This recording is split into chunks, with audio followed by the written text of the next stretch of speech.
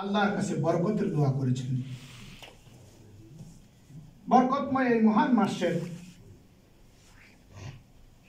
আমল সম্পর্কে আম্মাদান হযরত আয়েশা সিদ্দিকা রাদিয়াল্লাহু তাআলা আনহা রিওয়ায়াত করেন, রাসূল করিম সাল্লাল্লাহু আলাইহি সাল্লামকে আমি রমাদানের পরে কোন মাসে যদি বেশি সিয়াম পালন করতে দেখেছি, বেশি রোজা রাখতে দেখেছি, বেশি সাদাকা করতে দেখেছি, তা হলো এই শাবান মাসে।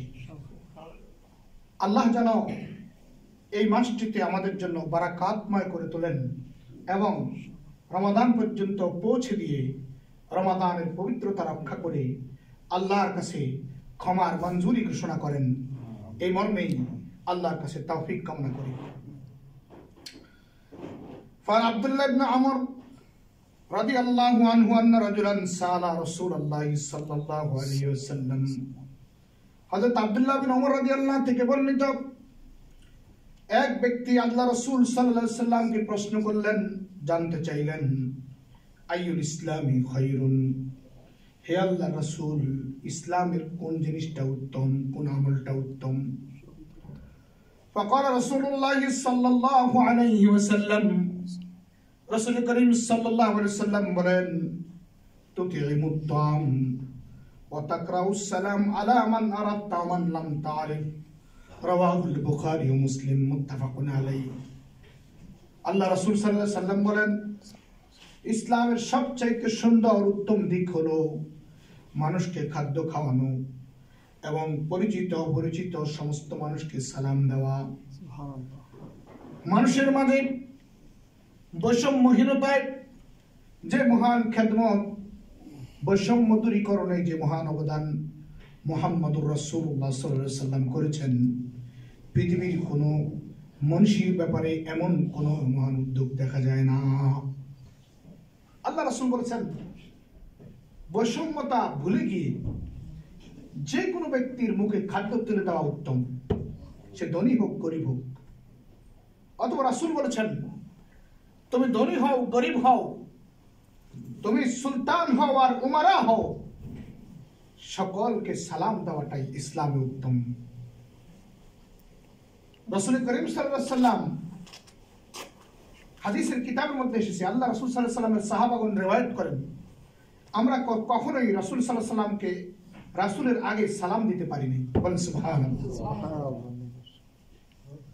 এমনকি আল্লাহ রাসূল সাল্লাল্লাহু আলাইহি ওয়াসাল্লাম মেরাজের রজনীতে যখন তিনি আযাবের ফেরেশতার সাথে সাক্ষাৎ হলো, মালিক তাকে সালাম দেওয়ার জন্য চেষ্টা করেছিলেন, কিন্তু রাসূল তাকে আগে সালাম দিলেন। বলেন সুবহানাল্লাহ। এমনকি হাদিসের কিতাবের মধ্যে আসছে, রাসূল সাল্লাল্লাহু আলাইহি ওয়াসাল্লাম বাচ্চাদেরকে, গোলামদেরকে সালাম দিতেন। আনাস ইবনে মালিক রাদিয়াল্লাহু আনহু قال সহিহ আল-বুখারী কিতাবুল আদব অধ্যায়ের মধ্যে এসেছে, আনাস ইবনে মালিক রাদিয়াল্লাহু আনহু আন্নাহু قال রাআইতু রাসূলুল্লাহ সাল্লাল্লাহু আলাইহি ওয়াসাল্লাম মাররা আলা গিলমানিন ফাসাল্লামা আলাইহিম, আমি রাসূলকে দেখলাম তিনি বালকদের সামনে দিয়ে যাচ্ছেন, ছোট ছোট বাচ্চাদের কাছ দিয়ে অতিক্রম করার সময় বাচ্চাদেরকেও আল্লাহ রাসূল আগে সালাম দিতেন। বলেন সুবহানাল্লাহ। আল্লাহ রাসূল বলেন, একজন বেদুইন ব্যক্তি রাসূল করিম সাল্লাল্লাহু আলাইহি ওয়াসাল্লামের কাছে জিজ্ঞাসা করল, ইয়া রাসূলুল্লাহ, কোন জিনিস ইসলামের মধ্যে উত্তম? আল্লাহর নবী বললেন, মানুষকে খাদ্য খাওয়ানো এবং উত্তম, আর তুমি যাকে চিনো যাকে চিনো না, পরিচিত অপরিচিত সবাইকে সালাম দেওয়া উত্তম। আল্লাহ রাসূল বলেছেন, যিনি আগে সালাম প্রদর্শন করেন তিনি অহংকার মুক্ত, আর কোন ব্যক্তি যদি সালামের আকাঙ্ক্ষা করে তবে সে অহংকারী হয়ে যায়। রাসূল বলেছেন, কিয়ামতের আগে একটা যুগ আসবে, যে যুগ আমি দেখতে পাই নাই, মানুষ মানুষকে তার ক্ষতি থেকে বাঁচার জন্য সালাম দেবে, অথবা মানুষ মানুষকে নিজের অবস্থান থেকে সালাম কামনা করবে, সালাম কামনা করবে, অথবা মানুষ তার অনিষ্ট থেকে বাঁচার জন্য সালাম দেবে। অথচ ইসলামের মধ্যে একটি মহান উত্তম কাজ, অহংকার মুক্ত, রিয়া মুক্ত একটি কর্ম হলো কোন মানুষকে আগে সালাম প্রদর্শন করা। আদব অধ্যায়ের মধ্যে আমল থেকেও আদব খুব মূল্যবান, অনেক নফল ইবাদত থেকেও আদব খুব মূল্যবান। ঠিক উলামায়ে কেরাম বলেন আল আদাবু খায়রুম মিনাজ যাহাবি ওয়াল ফিদ্দা, স্বর্ণ রৌপ্যের থেকেও বেশি মূল্যবান হলো আদব। কোন মানুষের যদি অধিক সম্পদ থাকে, এটা আল্লাহর কাছে তত মূল্যবান নয় যতটুকু মূল্যবান তার আখলাক, তার আমাল। এজন্য রাসূল সাল্লাল্লাহু আলাইহি সাল্লাম বলেছেন, রাসূল সাল্লাল্লাহু আলাইহি সাল্লাম এটা বলেননি যে কোন ব্যক্তির কাছে অধিক পরিমাণে সম্পদ থাকে সে উত্তম, বরং তিনি বলেছেন ইসলামের উত্তম কর্ম হলো মানুষকে খাদ্য খাওয়ানো এবং পরিচিত অপরিচিত সমস্তকে সালাম দেওয়া। পৃথিবীর বৈষম্য দূরীকরণে এই একটি হাদিসই যথেষ্ট। বৈষম্য দূরীকরণে যে মহান অবদান মুহাম্মদুর রাসূলুল্লাহ করেছেন, পৃথিবীর কোন মানুষ এমন বর্বরতার যুগ থেকে আজ পর্যন্ত এই বৈষম্য বিরোধী কোন শব্দ এর থেকে উত্তম হতেই পারে না। বলেন সুবহানাল্লাহ। وعن ابي هريره رضي الله عنه قال قال رسول الله صلى الله عليه وسلم, হযরত সাইয়েদনা আবু হুরায়রা রাদিয়াল্লাহু তাআলা আনহু থেকে বর্ণিত, রাইসুল মুহাদ্দিসিন সাইয়েদনা আবু হুরায়রা, এই উম্মতের একজন রাইসুল মুহাদ্দিসিন আছে, তার নাম হলো আবু হুরায়রা রাদিয়াল্লাহু আনহু।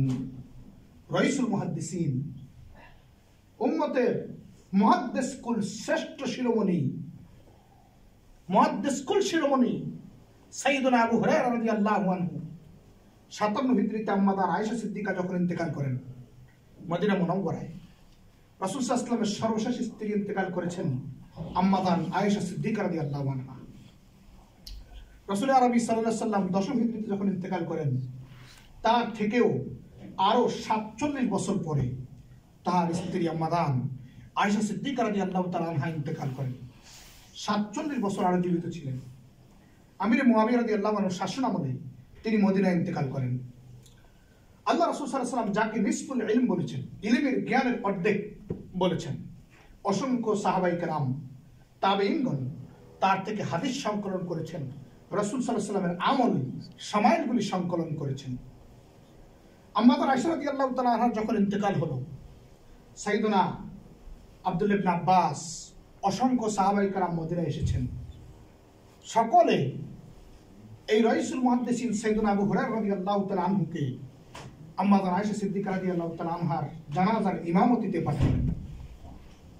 এই মহান হাদিসের খাদেম, রাসূলের জলিল কদর সাহাবী আম্মা আয়েশা সিদ্দিকা রাদিয়াল্লাহু তাআলা আনহার সালাতুল জানাজার ইমামতি করেন এবং একটি কথা বলেছিলেন যে আমি আল্লাহর জমিনে যদি কোনো নেককার মানুষকে, আলেমা মানুষকে দেখে থাকি, তিনি আম্মাদান আয়েশা সিদ্দিকা রাদিয়াল্লাহু তাআলা আনহাকে আমি দেখেছি।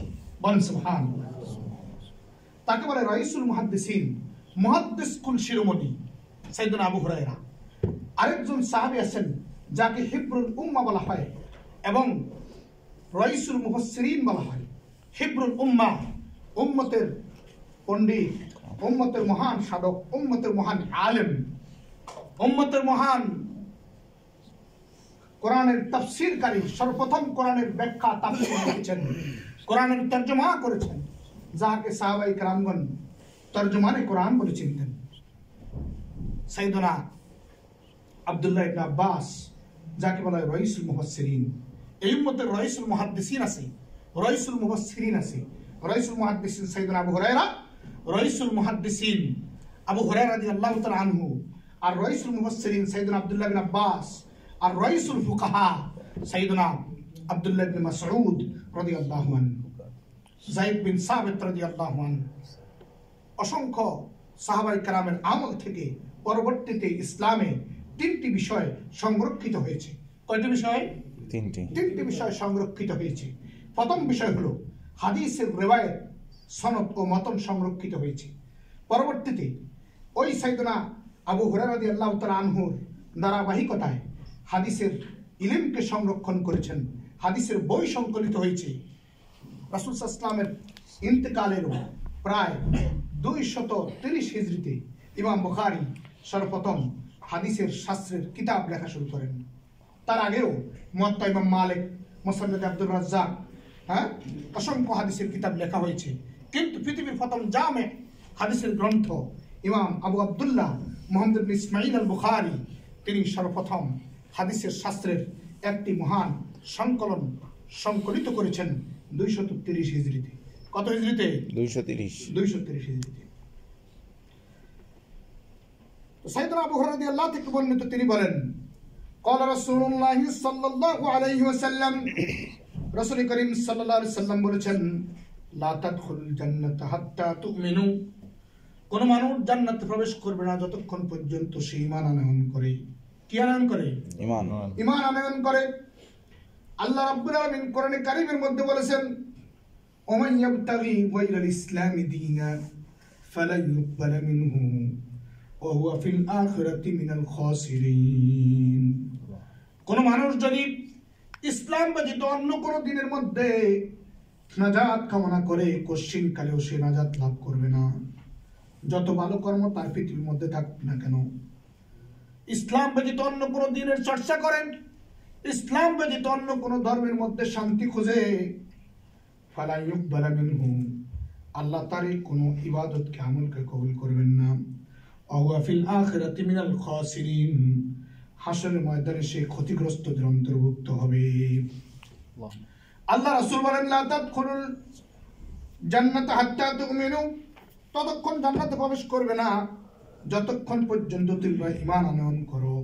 ওয়ালা তুমিনু হাত্তা তাহাব্বু, আর তোমরা ততক্ষণ পূর্ণ মুমিন হতে পারবে না যতক্ষণ না তোমরা পরস্পরকে ভালোবাসো।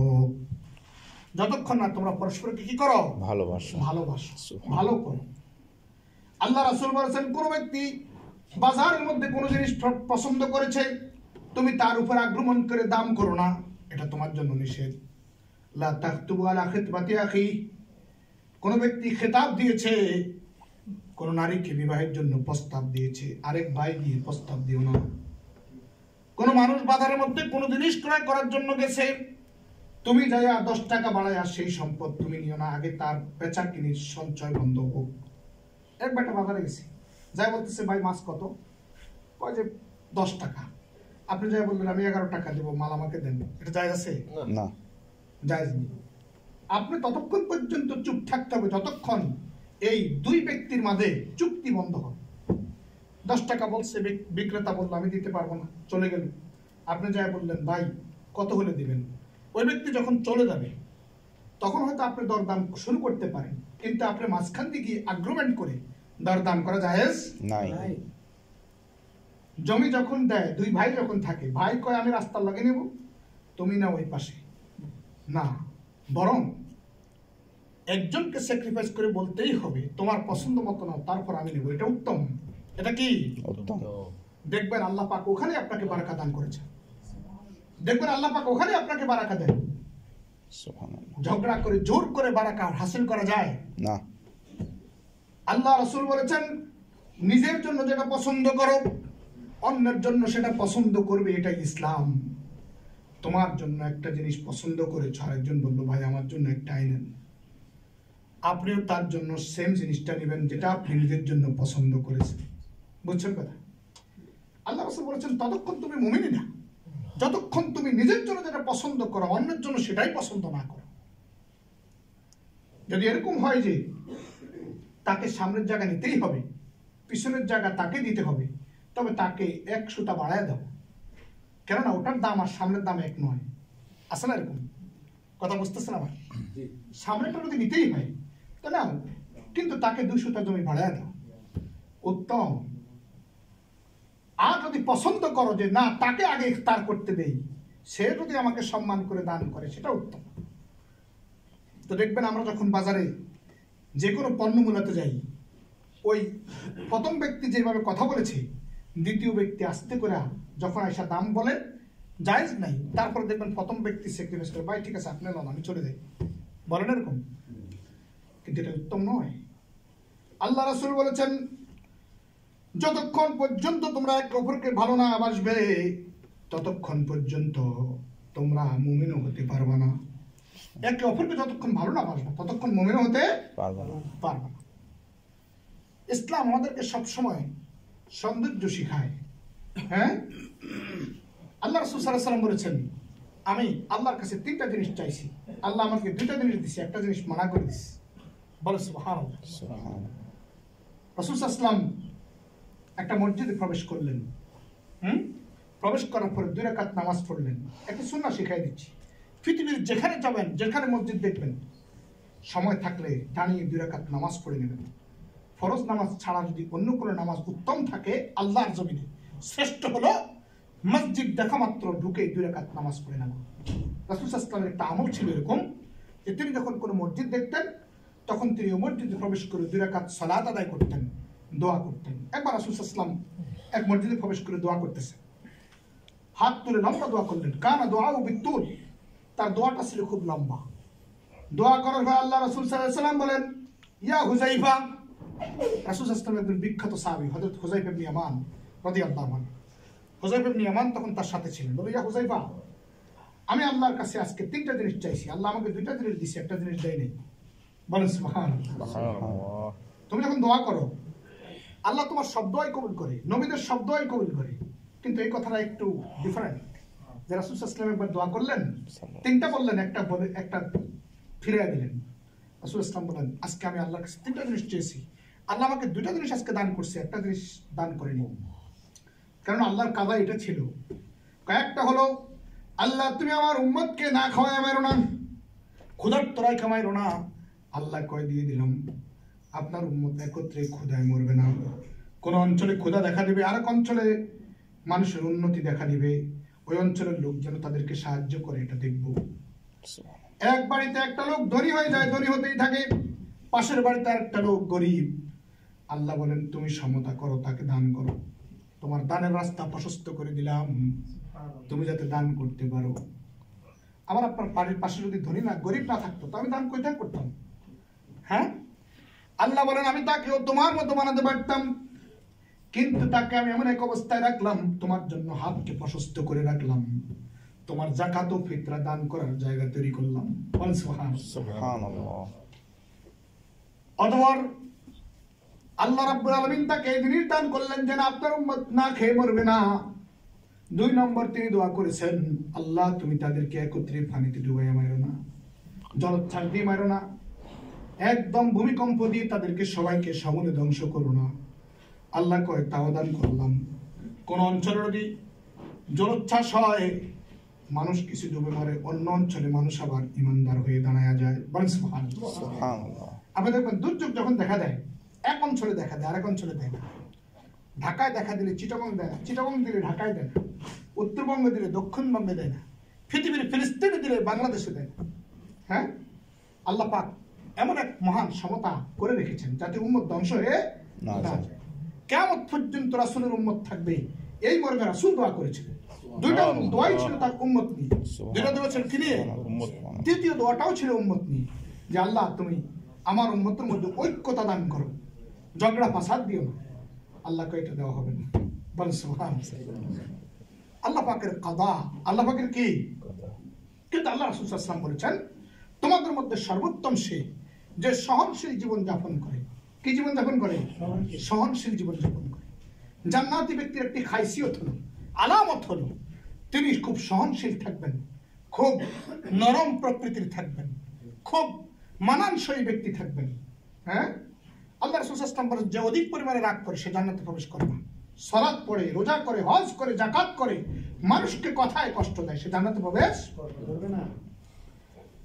আল্লাহ রাসূল বলেছেন, ওয়ালা তুমিনু হাত্তা তাহাব্বু, তোমরা মুমিন হতে পারবে না যতক্ষণ পর্যন্ত একে অপরকে ভালো না বাসবা, ভালোবাসা তোমাদের মধ্যে না থাকবে। ফাকাল রাসূলুল্লাহ সাল্লাল্লাহু আলাইহি ওয়াসাল্লাম, অতঃপর রাসূল বলেন, আলা আদুল্লুকুম আলা শাইইন ইযা ফাআলতুমুহু তাহাব্বাতুম, আমি কি তোমাদের এমন একটা বিষয় বলবো যা করলে তোমাদের মধ্যে ভালোবাসা বৃদ্ধি পায়? আমি কি তোমাদেরকে এমন একটা বিষয় বলবো যা করলে তোমাদের মধ্যে ভালোবাসা বৃদ্ধি পায়? আল্লাহ রাসূল নিজেই বলেন, আফশুস সালাম বাইনাকুম, রাওয়াহু মুসলিম, তোমরা একে অপরের মধ্যে সালামের বেশি প্রচলন করবে, সালাম দেবে। আপনি দেখবেন কারোর সাথে ঝগড়া থাকে, যদি ঝগড়া থাকার পরে ভাই ভাই ঝগড়া থাকে, পাড়া প্রতিবেশীর সাথে ঝগড়া থাকে, থাকে না? থাকতেই পারে। আপনি যখন তাকে আগে সালাম দিবেন, আগে আগ বাড়িয়ে সালাম দিবেন, দেখবেন তার অহংকার অর্ধেক শেষ, তার সাথে ঝগড়ার যে একটা কষ্ট অর্ধেক কি গায়েব করে দিবে কে? আল্লাহ। কার সাথে ঝগড়া হয়েছে, মনোমালিন্য হয়েছে, কিছু হয়েছে, হতেই পারে, আমরা ইনসান, ভুল হতে পারে। অথবা ইনসানের মধ্যে যে একটা নফসে আম্মারা থাকে। দেখুন রাসূল সাল্লাল্লাহু আলাইহি ওয়াসাল্লাম বলেছেন প্রতিটা মানুষের সাথে দুইটা করে শয়তান থাকে। কয়টা? দুইটা করে শয়তান থাকে। এতে আপনাকে সব সময় ধোঁকায় ফেলতে চেষ্টা করে, সব সময়। রাসূল সাল্লাল্লাহু আলাইহি ওয়াসাল্লাম বলেছেন ফাইন্না শাইতানা মাল ওয়াহিদ ওয়া মিনাল ইসনাইনি আবাদ। শয়তানের নাম দিতে বলে, শয়তান যে দুটো থাকে রাসূল মানুষের সাথে। এখন একই করে সবসময় আপনাকে একটা ধোঁকায় ফেলতে চাইবে।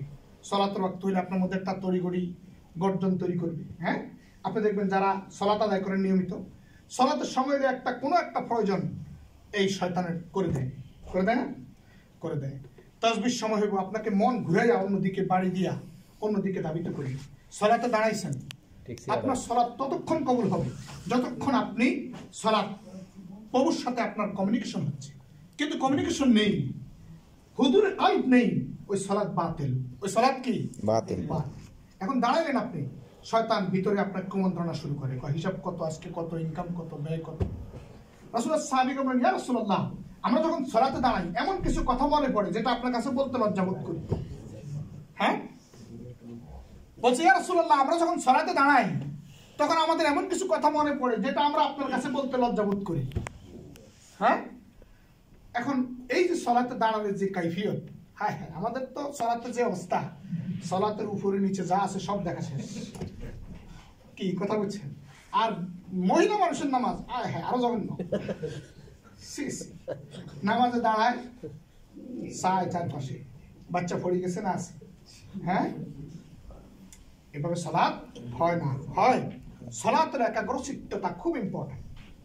এখন কথা হলো আমাদের সালাত তখনই হবে যতক্ষণ পর্যন্ত আমরা একাগ্রচিত্ততা থাকবে।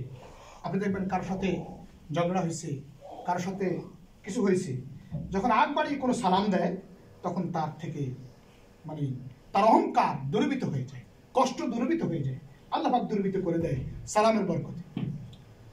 একবার ঘুষ চাইছি, বুঝছেন কথা? তো ঘুষ চাওয়ার পরে বেটা একটু সফট কর্নার ছিল, ইমানদার, তো লোকটারও খুব দরকার ফাইল পাস করানো, গেছে দৌড়াদৌড়ি করে। তা আসার পরে বললো যে ভাই উনি তো ঘুষ চায়, আমার তো এত টাকা নাই, কি করবো? আমরা একটা কাজ করেন, জরুরি একটা সালাম দিবেন। সালাম দেওয়ার পরে যদি আবার চায় তো মনে করুন আপনার সালামে কাজ।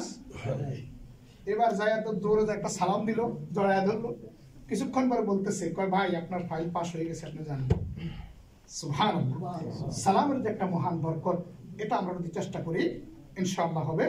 দ্বিতীয়, সালাতের যে কথাটি বললাম এটা হলো আমাদের মধ্যে সর্বদাই এমন সালাত হতে হবে যে সালাতের কথা রাসূল সাল্লাল্লাহু আলাইহি ওয়াসাল্লাম বলেছেন। আল্লাহ রাসূল বলেছেন লা সালাতা ইল্লা বিহুদুরিল কলবি, কলবের উপস্থিতি সালাতকে মজবুত করে। বলেন সুবহানাল্লাহ। রাসূল ইসলাম এই মাসে অধিক পরিমাণে সালাত আদায় করতেন, অধিক পরিমাণে রাত জাগতেন, অধিক পরিমাণে তিনি সিয়াম সাধনা করতেন, অধিক পরিমাণে দান করতেন। আম্মা আয়েশা সিদ্দিকা রাদিয়াল্লাহু তাআলা আনহা বলেছেন আমি রাসূলকে যদি অন্য কোনো মাসে রমাদানের পরে বেশি দান সদকা করতে দেখি, বেশি সালাত আদায় করতে দেখি, বেশি ইবাদত করতে দেখি, বেশি সিয়াম সাধনা করতে দেখি, তাহলে আমি তা দেখেছি তাকে শাবানে। কোন মাসে? শাবানে। এবং আল্লাহ রাসূল সাল্লাল্লাহু আলাইহি ওয়াসাল্লাম বলেছেন এই যে এখন এই মাসটা আজকে 1 তারিখ শুরু হয়েছে, শাবান 1 তারিখ। তো আজকে যে শাবান প্রবেশ করলো, আগামী আরো মনে করেন 29 দিন বা 30 দিন এর মধ্যে ইনশাআল্লাহ আমরা দেখতে পাবো রমাদান আমাদের সামনে আসন্ন ইনশাআল্লাহ। তো আমরা যদি শাবান মাসে একটি নিসফে শাবান ও ফজিলতপূর্ণ রাত্র রয়েছে, এটা একটা ইবাদতপূর্ণ এবং বরকতময় রাত। রাসূল ইসলাম বলেছেন আল্লাহ পাক সমস্তকে মাফ করেন, যদি কেউ তওবা করে আল্লাহ তার কবিরা গুনাহ মাফ করে দেন। আর শাবান মাসটি হলো একটি বরকতময় এবং খুব ইবাদতপূর্ণ মাস, যে মাসে রাসূল সাল্লাল্লাহু আলাইহি ওয়াসাল্লাম রমাদানের প্র্যাকটিস করেছেন। রাসূল ইসলাম বলেছেন কোন ব্যক্তি যদি বছর কান্তে রোজা রাখে তবে যেন সে শাবানের শেষ 1-2টি রোজা ভঙ্গ করে রমাদান এবং তার অন্য রোজার মধ্যে পার্থক্য করার জন্য, এটা তার জন্য উত্তম। অন্যথা রাসূল ইসলাম সবসময় এই মাসে বেশিরভাগ সময়, বিশেষ করে কোনো কোনো রেওয়ায়েত আসছে তিনি 27 দিন 28 দিন, কোনো কোনো রেওয়ায়েত আসছে তিনি 29 দিন পর্যন্ত এই মাসে সিয়াম সাধনা করেছেন। সহিহ মুসলিম শরীফে হাদিসে বর্ণিত হয়েছে। জাযাকুমুল্লাহু খাইর। আসসালামু আলাইকুম ওয়া রাহমাতুল্লাহি ওয়া বারাকাতুহু।